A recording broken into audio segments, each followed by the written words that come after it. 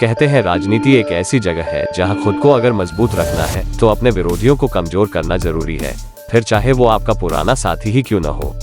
अगर आप इस बारे में थोड़ा भी गंभीरता से रिसर्च करेंगे तो आपको एक नहीं हजारों ऐसे उदाहरण भी मिल जाएंगे जिनमें सत्ता हाथ आते ही सबसे पहले नेता उसका सफाया करना शुरू करता है जो उसके लिए चुनौती पैदा कर सकता हो। आज हम छत्तीसगढ़ के वित्त मंत्री के उस पद के बारे में बात करने जा रहे हैं जो खत्म सा हो गया है। मतलब मुख्यमंत्री इस विभाग को किसी को देना ही नहीं चाहते, या यूं कह लीजिए कि उन्हें किसी पर भरोसा ही नहीं है, लिहाजा ये पद मुख्यमंत्री 15 साल से अपने पास ही रख रहे हैं। अगर आपको ये रिपोर्ट अच्छी लगे तो इसे लाइक और हमारा चैनल आप सब्सक्राइब करना मत भूलिएगा, क्योंकि आजकल खबरें बनाने में बड़ा रिस्क है। सरकार को खबर पसंद नहीं आई तो सीधा जेल जाना पड़ सकता है, इसलिए हमें आपके साथ की जरूरत है। इस खबर में हम आपको ये भी बताएंगे छत्तीसगढ़ के पहले वित्त मंत्री कौन थे, अजीत जोगी की उनसे क्यों नहीं बनी, पूर्व मुख्यमंत्री रमन सिंह ने क्यों अमर अग्रवाल से छीनकर ये विभाग अपने पास रख लिया। ऐसे ही तमाम सवालों के जवाब जानने के लिए आप बने रहे हमारे साथ। आपको यहाँ ये जानना जरूरी है कि छत्तीसगढ़ में पिछले 15 साल से वित्त विभाग एक ऐसा विभाग बन गया है जिसकी जिम्मेदारी मुख्यमंत्री अपने पास ही रख रहे हैं।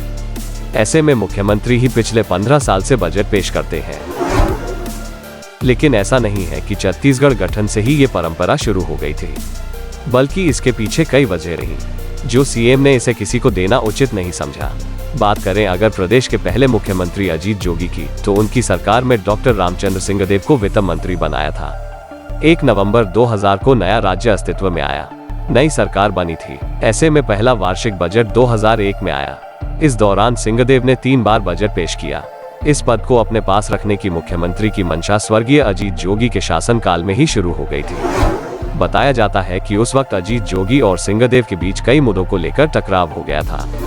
दिवंगत पूर्व मुख्यमंत्री अजीत जोगी कहते थे कि उनके वित्त मंत्री रामचंद्र सिंहदेव इतने सख्त थे कि हर खर्चे के प्रस्ताव पर आपत्ति की उंगली रख देते थे।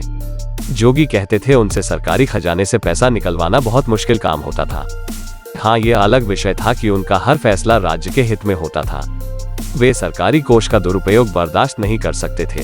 खैर 3 साल के बाद यानी 2003 में न कांग्रेस की सत्ता रही, न जोगी सीएम रहे और सिंहदेव वित्त मंत्री बन पाए, क्योंकि प्रदेश में सत्ता बदल गई। साल 2003 में डॉक्टर रमन सिंह ने मुख्यमंत्री पद की जिम्मेदारी संभाली। हालांकि वित्त मंत्री के पद की परंपरा रमन सिंह के पहले कार्यकाल के शुरुआत में कायम थी। डॉक्टर रमन सिंह ने बिलासपुर विधायक अमर अग्रवाल को वित्त मंत्री बनाया।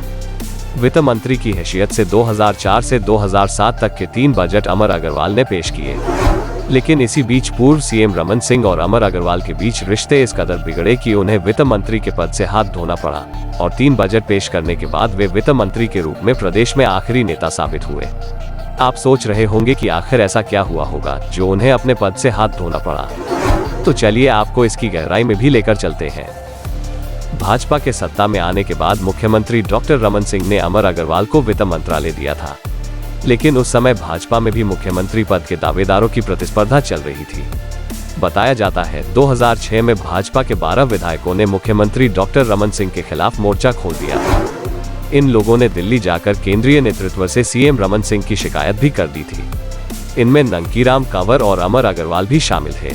उस वक्त किसी तरह से विवाद शांत हुआ, लेकिन बागी विधायकों पर कार्रवाई हो गई, जिसकी वजह से अमर अग्रवाल से वित्त मंत्रालय छीन लिया गया। और वो दिन है कि आज का दिन मुख्यमंत्री ने किसी को वित्त विभाग नहीं सौंपा। 2008 और 2013 के चुनावों में भाजपा दोबारा सत्ता में आई, लेकिन पूर्व मुख्यमंत्री डॉक्टर रमन सिंह ने वित्त मंत्रालय अपने पास ही रखा। इस दौरान अमर अग्रवाल भी चुनाव जीत कर आए। डॉक्टर रमन सिंह मंत्रिमंडल में उन्हें जगह भी मिली, लेकिन उन्हें स्वास्थ्य, नगरीय प्रशासन, वाणिज्य, कर, उद्योग, व्यापार जैसे विभाग की जिम्मेदारी दी गई और वित्त मंत्री पद मुख्यमंत्री ने अपने पास ही रखा। 2018 में फिर सत्ता बदली, कांग्रेस सत्ता में आई। तब उम्मीद की गई कि सीएम भूपेश बघेल मुख्यमंत्री बन रहे हैं तो शायद वित्त मंत्री पद की बड़ी जिम्मेदारी टीएस सिंहदेव को दी जाएगी, क्योंकि जन घोषणा पत्र बनाने में उनका ही दिमाग रहा था।